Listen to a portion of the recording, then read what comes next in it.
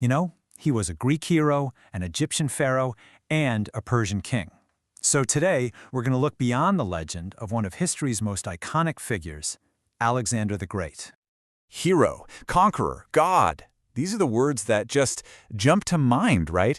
And this image, it captures that legend perfectly. The undefeated general who, before he even turned 33, carved out this massive empire stretching all the way from Greece to India. It's a story that has absolutely echoed through the millennia. Okay, so let's really get into this, because the story we think we know, that one about the invincible, heroic warrior king, it's built on a foundation that's so much more complex, and honestly, way more fascinating than you probably imagine. So where do we even begin our investigation? Well, not with some dusty old history book. Nope, we're going to start on the floor of a wealthy Roman's house in Pompeii, of all places. This right here is the legend in its full glory. I mean, just look at this scene. You see Alexander, totally heroic, bareheaded, charging his horse right at a panicked King Darius, who's already being whisked away in his chariot. It is pure action, pure Hollywood-style drama. All right, but here's where it gets really interesting. What happens when we take this epic, action hero version of Alexander and put it right next to the actual evidence we have from his own lifetime? Well, the picture starts to change. A lot. So on the left, you've got the legend, this incredible, massive work of art. And on the right, you have the reality, a small, simple, factual note on a piece of clay from Babylon. It's one of the only truly contemporary records of his life, and it just states the fact. He died. No drama, no glory, just a record. And this right here illustrates the central problem we have with Alexander. That famous, incredible mosaic, it was made over 200 years after he died. It tells us way more about how the Romans wanted to see Alexander than it tells us about the man himself. And in fact, all of our main written histories come from Greek and Roman historians who lived centuries later. Every single one of these writers was shaping Alexander's story for their own audiences, for people living under Roman emperors. For them, Alexander was this perfect model of how to rule and sometimes how not to rule. So to find the real Alexander, we've got to peel back that Roman legend and really understand the world he was born into. And it was a world totally dominated by two major rising powers. First, you had the colossal Achaemenid Persian Empire. I mean, just look at this timeline. For more than 200 years, it had ruled a massive territory, stretching from modern-day Pakistan all the way to Libya.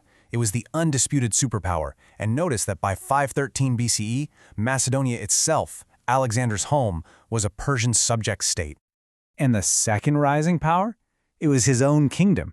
You see, his father, Philip II, was this brilliant and totally ruthless strategist. Through military reform, strategic marriages, and grabbing resources, he took Macedonia from being a total backwater and turned it into the #1 military force in Greece. He basically set the whole stage for his son's invasion of Persia.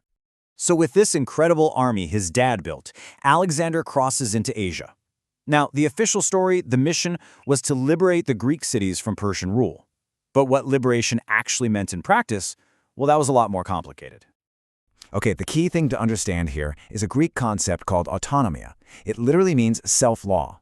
For a city-state, it meant having the right to use your own laws to run your own internal business. But, and this is a huge but, it definitely didn't mean you were free from outside control or influence. And we see this play out perfectly late in his reign. Alexander had a big problem. Thousands of unemployed Greek mercenaries, a lot of them political exiles, were running around causing trouble. His solution? He just issued a decree ordering every Greek city to take its exiles back. Now, it was a practical move, for sure, but it also completely trampled on their autonomy.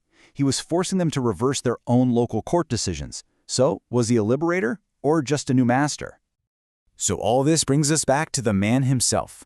Who really was Alexander? Well, I think the key to understanding him is to see that he wasn't just one thing.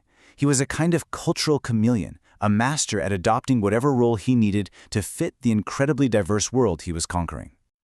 Just get a load of this coin. It was minted by one of his successors, and it shows Alexander with the ram's horns of the powerful Egyptian god Amun. See, after visiting a famous oracle, Alexander started to claim he was the son of a god. Now, to his Egyptian subjects, this wasn't crazy talk. This was exactly what a legitimate pharaoh was supposed to be. He was a total cultural chameleon. To his Greek soldiers, he was the new Achilles, their great heroic ancestor. In Egypt, he became a divine pharaoh, getting his image carved right onto temple walls. To the Persians, he adopted their court rituals and became the next great king. And then, centuries later, for the Romans, he was immortalized as the ultimate ideal of a warrior king. When we peel back all these layers of myth, we don't end up with a smaller version of Alexander. We find a far more complex, strategic, and frankly, more brilliant figure. And it forces us to ask a much bigger question. What does greatness in history really even mean?